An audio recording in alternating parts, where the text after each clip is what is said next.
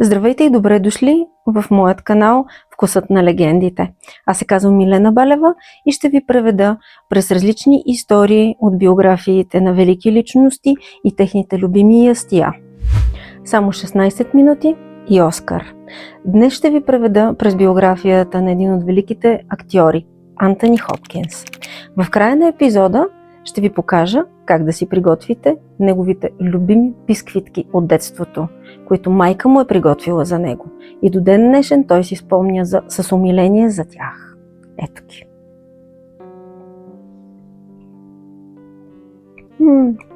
Чудесни са.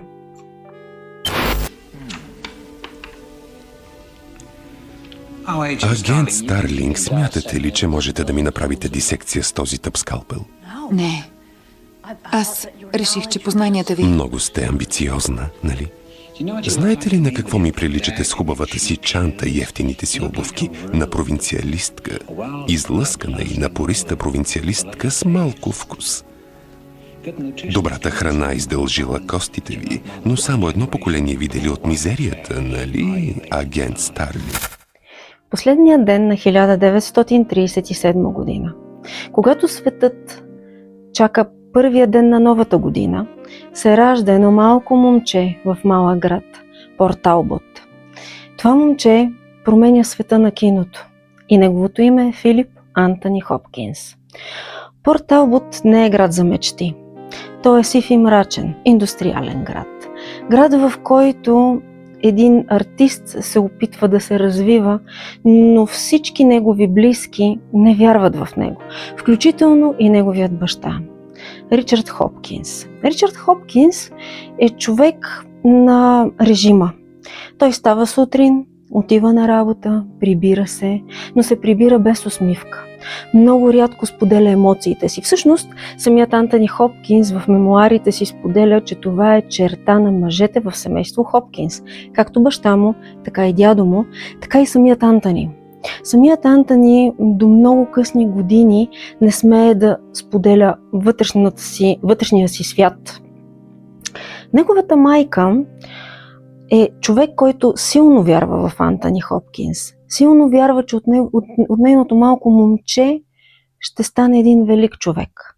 За разлика от баща му, който му казва много често: от теб нищо не става, от теб нищо няма да се получи. Антони Хопкинс в младите си години, в първите си години в училище, той преминава през две различни училища. И в двете училища той е изключително интровертен, той няма приятели, той не споделя с никого, той дори не се включва в игрите тип футбол или някаква друга физическа активност. И съответно на всеки 6 месеца неговите преподаватели изпращат доклад до родителите му за това как се държи детето, как учи, и за съжаление доклада винаги съдържа почти само единствено негативни констатации. Той е некомуникативен, дори на моменти леко агресивен, предпочита да не се включва в абсолютно никакви активности. Дори единият от учителите му си позволява да каже: от теб нищо няма да стане. Тези думи остават в съзнанието на Антони Хопкинс през целият му живот. Понякога тези думи го смачкват изключително много. Той им вярва и съответно не прави усилия в това да се развива. Но много често тези думи го изкарват от депресивни състояния, карайки го да си каже: не, аз ще им докажа обратното. И на баща ми, и на учителите ми. Така Антони Хопкинс преминава през началните си години в училище. Той изключително трудно учи, което в последствие, връщайки се назад, счита, че може би е някаква форма на дислексия. В същото време той гледа за пръв път филма Хамлет с Лоренс Оливие. Лоренс Оливие, по-късно в историята, ще видите, че изиграва огромна роля в формирането на Антони Хопкинс като актьор. Той се влюбва в играта на Лоренс Оливие. Той се влюбва в Шекспир. Той се влюбва в класическата литература. И тази любов остава до край в него и до ден днешен. Той помни изключително много текстове.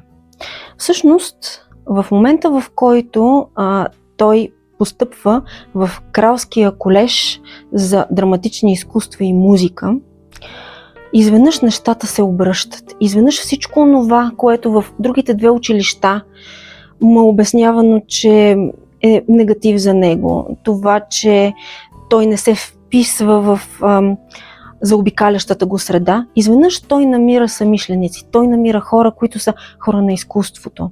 Той започва по своя инициатива да си търси работа в театрите като сценичен работник, защото реално той няма театрално образование, актьорско образование, но различни режисьори го забелязват и започват да му дават много малки роли.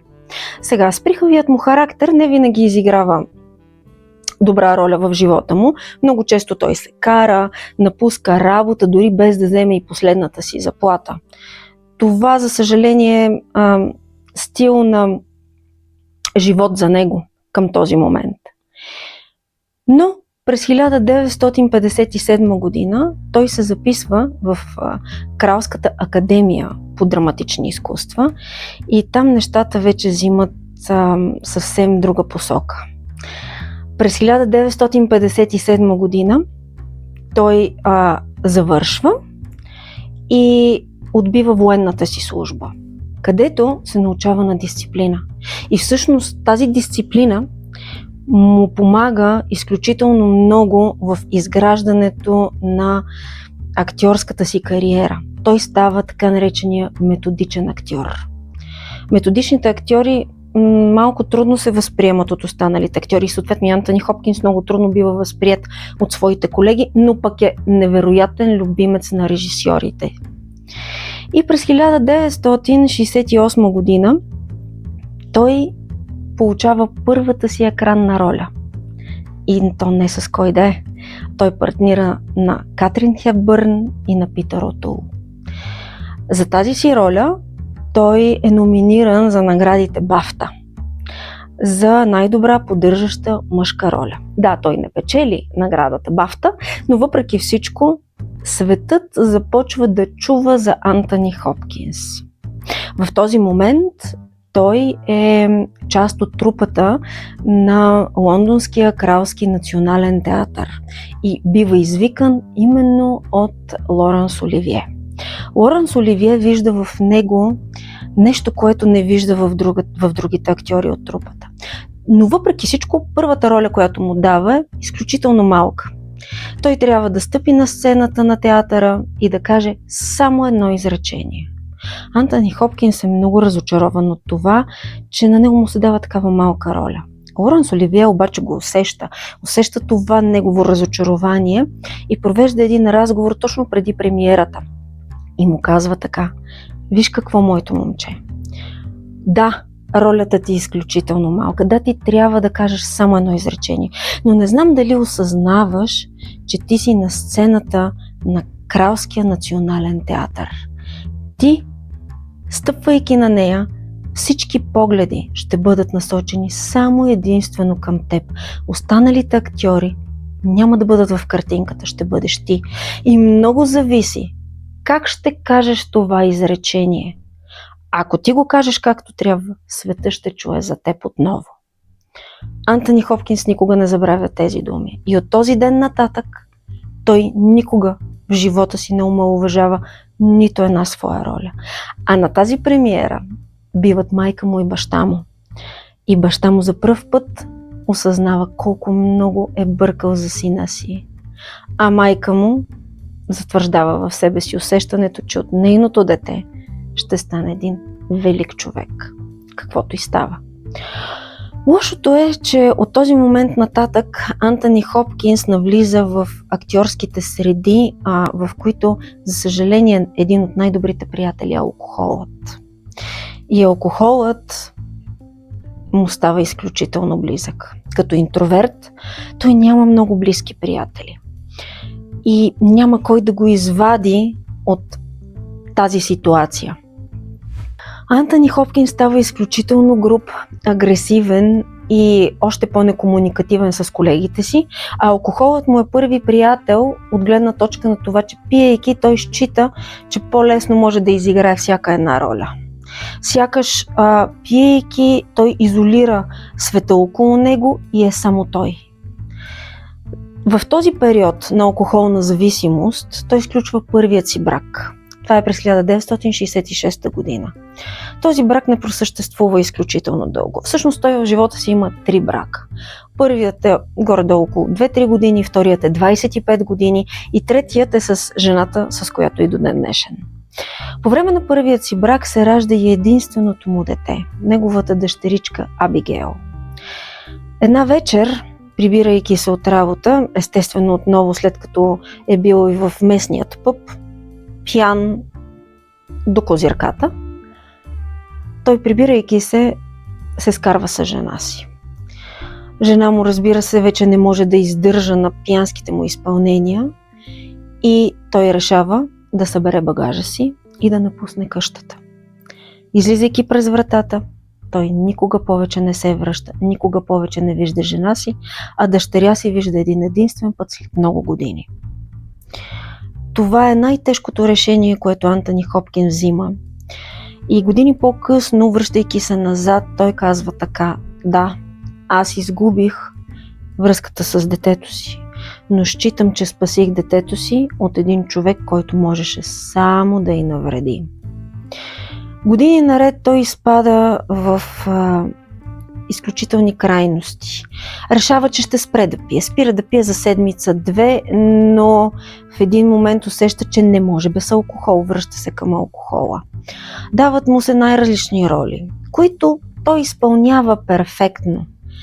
Но истината е, че се кара с екипите, скарва се с Лоренс Оливие, напуска Националния театър и продължава напред. Продължава напред, обграждайки се с актьори от типа на Ричард Бъртън, който всъщност като дете му е бил идол.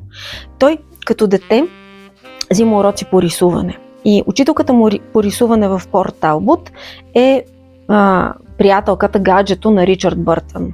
Той тогава вижда Ричард Бъртън за първи път и си казва: леле, колко много искам да приличам на този човек, искам да стана актьор като него.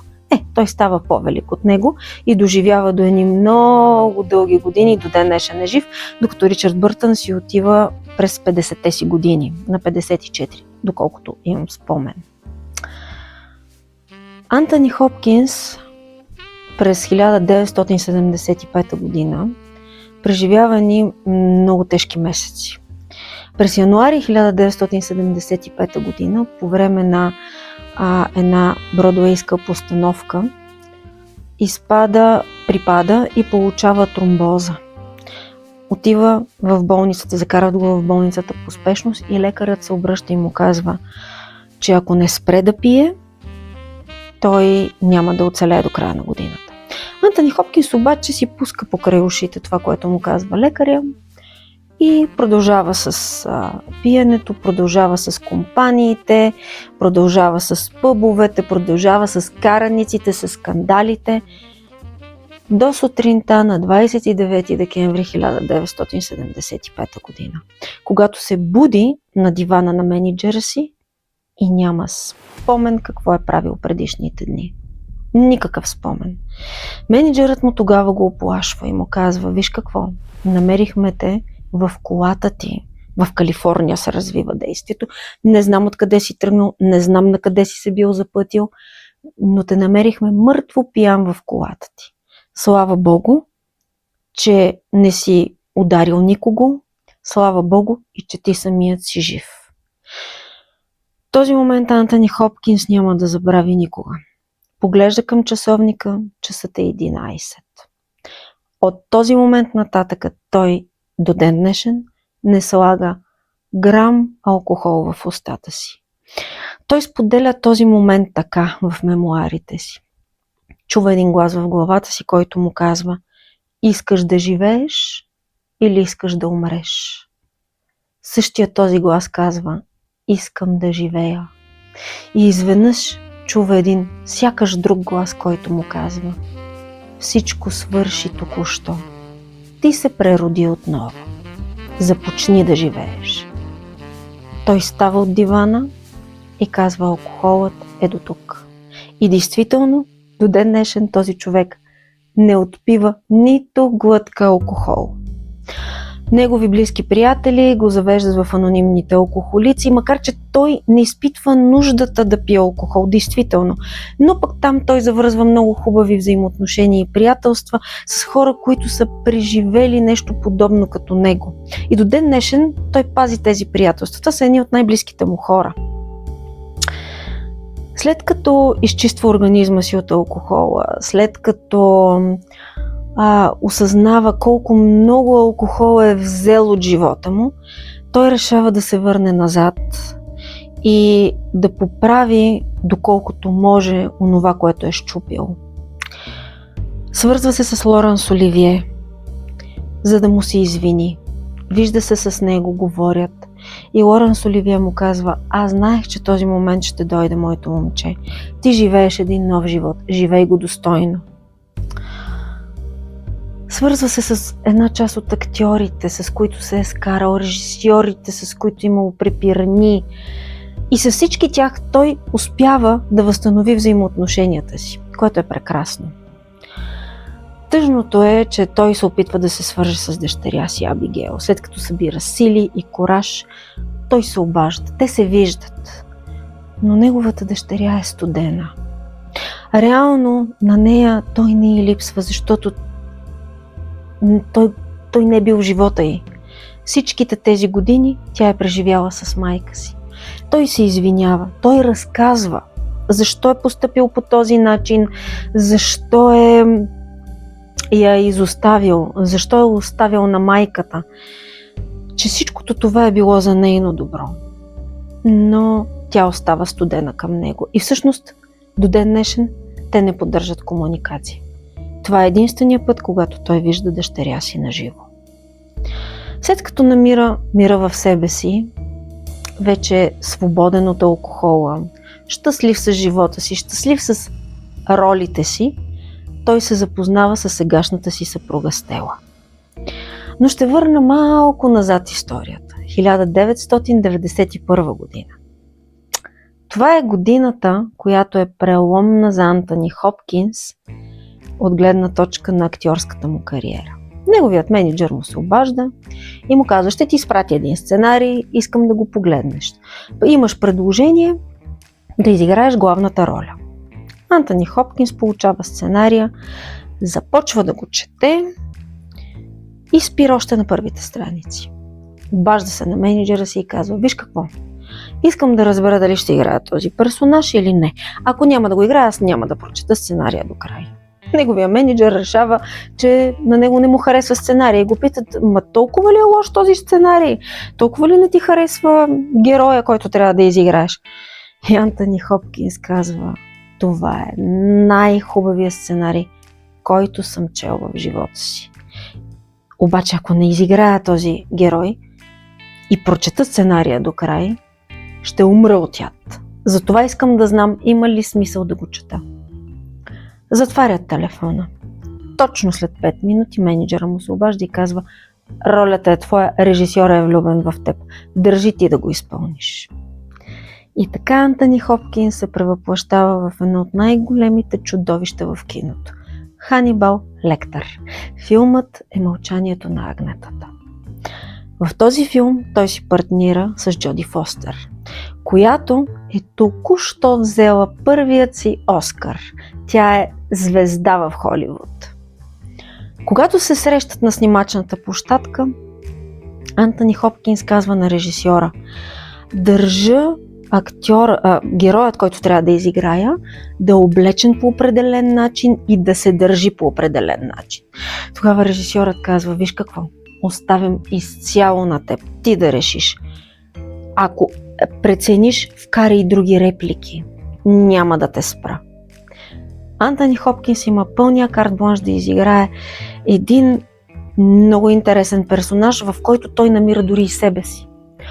Той казва, че в този персонаж вкарва част от Дракула, това специфично съскане с устата, което прави той. И в същото време част от начина, по който се е държал един от неговите преподаватели в Кралската академия, който е бил невероятен преподавател. Той много е научил от него. В същото време той намира и част от себе си. Този интроверт, който е Ханибал Лектър, той казва: това тук много прилича на мен. Антони Хопкинс казва на режисьора: държа Ханибал Лектър да не бъде облечен като другите затворници. Той трябва да бъде в сив костюм, да стои строго изправен в момента, в който Джоди Фостър влиза на първата си среща с него. Така и се случва. Тя влиза, всички останали затворници изпращат ни такива подвиквания към нея, държат се грубо с нея и тя стига до дъното на този коридор, където седи Ханибал Лектър, изправен като струна, с ръце зад гърба и с пронизващ поглед. Така започва историята на Ханибал Лектър във филма. А как завършва? Снимат филма, снимките минават прекрасно, много бързо, много лесно се сработват и на последния снимачен ден Джоди Фостър казва на Антони Хопкинс: искам да ти кажа, че по време на снимките изключително много се страхувах от теб, но истината е, че и сега ме е страх от теб. В този момент Антони Хопкинс се усмихва и казва: да ти кажа, че страха е взаимен. От този момент нататък те стават изключително близки приятели. Антони Хопкинс в мемуарите си разказва как всеки път, когато се срещнат, разговорите са им изключително топли и приятелски. И до ден днешен те са близки приятели. Идва момента за наградите – Оскар. Всички негови близки му казват: о, ти ще спечелиш Оскар, това е сигурно. На него не му се вярва. Даже много се чути дали изобщо да отиде на награждаването. Както и де, успяват да го убедят, облича най-хубавият си костюм и стъпва на червеният килим. И така света се запознава с човека, който само за 16 минути екранно време печели първият си Оскар. Той не може да повярва. Много години по-късно, едва през 2021 година, на 83 годишна възраст, той печели вторият си Оскар. Междувременно, живота му предоставя възможността да играе прекрасни роли с невероятни актьори. Живота, както казах по-рано, го запознава и с Стела, която е съпругата му, с която живее и до ден днешен. Стела е човек на изкуството. Тя притежава антикварен магазин в момента, в който те се запознават, и той постоянно намира причина да отиде до този антикварен магазин, нещо да си купи, за нещо да я попита, докато най-накрая решава да я покани на среща. И с тази среща започва всичко. Те стават много близки приятели. В началото оказва се, че те имат еднаква страст към животните. Започват да събират животни от улицата в момента, в който вече се събират да живеят заедно. И до ден днешен гледат страшно много котки в къщи. 2011 година Стела му казва: слушай какво, хайде нека да се свържем с Андрея Рио и да му изпратиш тези ноти, които ти си написал преди 50 години. Истината е, че когато Антони Хопкинс е бил на 24-25 годишна възраст, още в музикалното училище, т.е. училището по музика и драма, той композира един валс.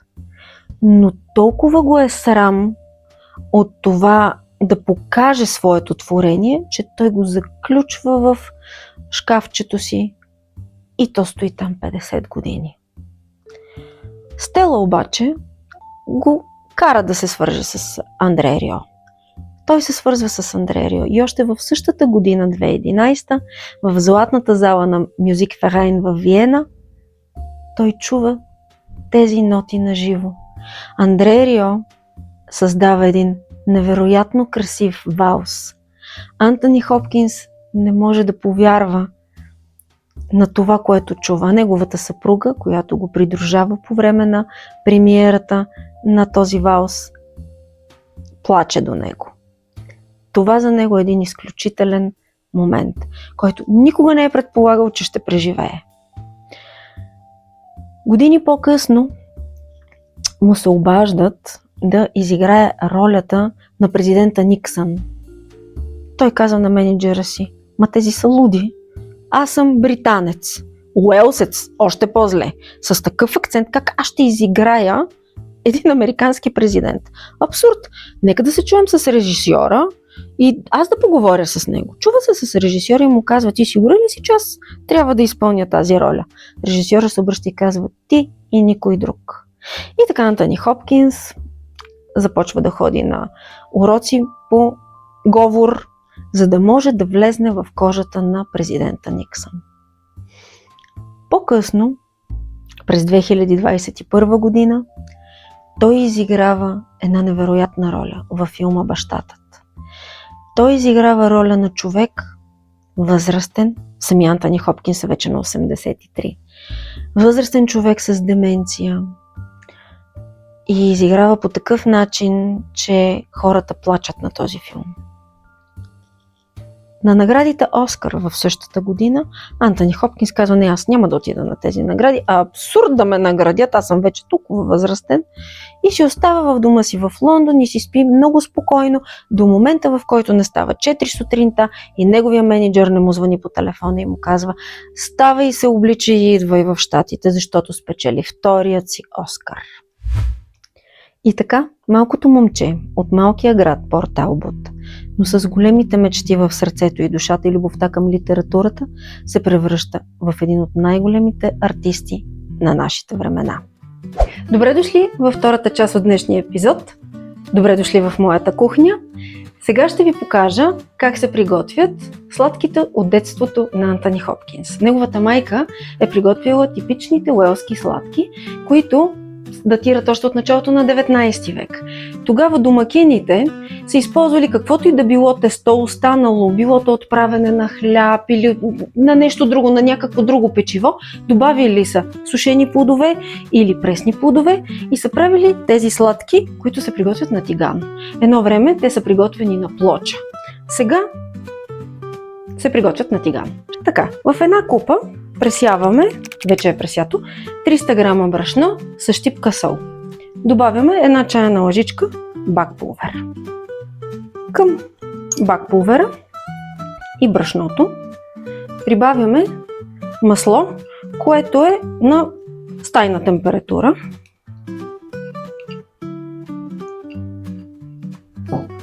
И захар. 100 грама. И започваме да претриваме. Трябва да направим трохи, маслени трохи. Това е целта. Трябва да се получи ето по този начин. Маслени трохички, към които ще прибавим останалата част от продуктите. А именно яйчице, което ще разбием в малката купичка, ще прибавим вътре стафидите и млякото. Разбиваме хубаво яйцето, така че да разкъсаме жълтъците и да ги смесиме с белтъците. Не е необходимо да е на стайна температура, яйцето е директно взето от хладилника. И прибавяме.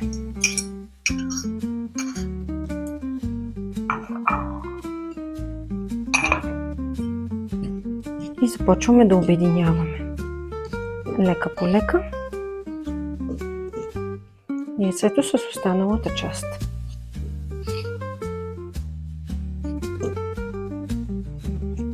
Прибавяме стафидите, които са напоени в уиски с мед в случая. Може да ги напоите в ликьор, може да ги напоите в бренди, в каквото имате. Така трябва да изглежда след като прибавите вашите плодове, било то пресни или сушени както моите. И финалният штрих е мляко. Млякото е на око. Просто трябва да може да се събере на тесто. Махам вилицата и започвам с ръце, за да мога да го усетя.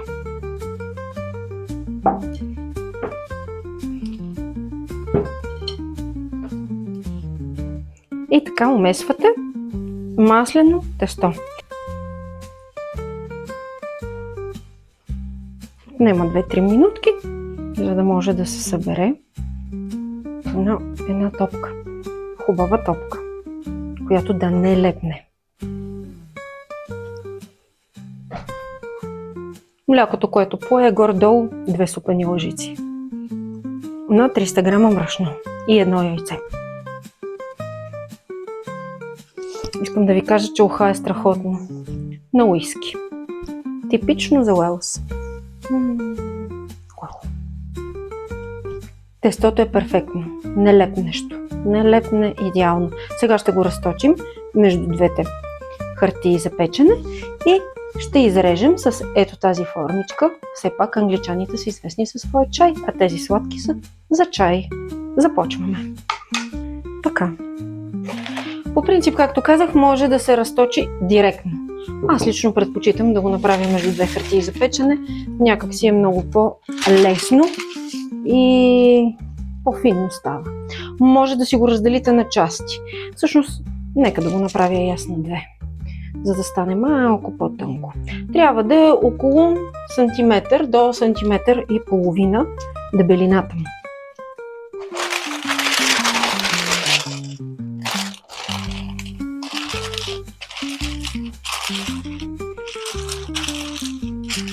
Притискате хубаво с ръце и започвате с точилката.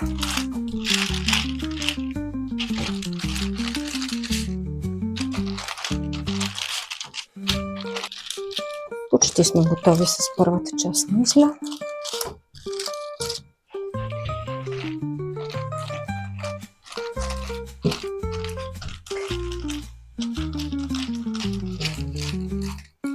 Я да видим колко е станало дебело. Чудесно.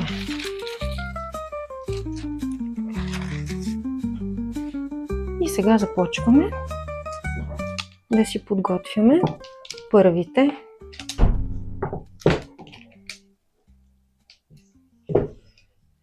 сладки. The scent of garlic fills the air. A table set for hearts to share. Cooking up a life we'll dare. We're mixing dreams and tasting time. A recipe that's yours and mine. Така, време е да ги запечем на тиган. Ще намажем тигана съвсем леко с масло. Не трябва да има мазнина много по тигана. По принцип може да е изцяло на сух тиган, стига той да е незалепващ. Моят по принцип е незалепващ, но въпреки всичко предпочитам да намажа съвсем леко основата. Започваме да ги редим. Сладките се готвят на 4-та степен от 9 на бавен огън, 3 до 4 минути на страна. Може и по-бързо да стане, в зависимост от котлона.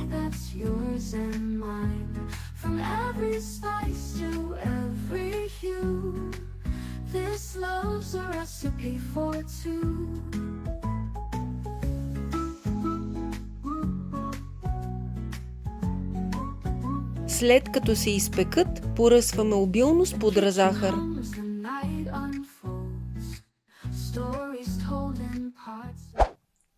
Историята на Антони Хопкинс не е просто една биография. Тя е доказателство, че слабостта може да се превърне в сила, хаосът в изкуство. Доказателство е, че човек може да се прероди. Също така, неговата история доказва, че и най-великите актьори понякога не играят роли. Живота ги поставя на колене и те просто трябва да оцелеят. Благодаря ви, че бяхте с мен днес в днешния епизод на Вкусът на легендите. Надявам се да съм ви потопила в историята на този невероятен актьор, да сте научили нещо ново за него и също така бих била много щастлива, ако пробвате да направите тези уникални сладки, които съм сигурна, че на вас и на вашите деца ще се харесат много. Моля, ако ги направите, да коментирате отдолу под видеото дали ви е харесало. Също така, много бих се радвала, ако прочетете ето тази книга. Това са мемуарите на Антони Хопкинс. Този човек, освен актьор, е невероятен писател. Изключително въображение, изключителна реч излята в тези страници. Благодаря ви, че бяхте с мен в днешния епизод. Ако ви е харесал, абонирайте се за канала, натиснете камбанката долу, а следващият път ще ви разходя в историята на киното. От нямото кино до озвученото кино. От черно-белите ленти в цветните такива. С историята на друг велик артист – сър Чарли Чаплин. Благодаря ви, че бяхте с мен.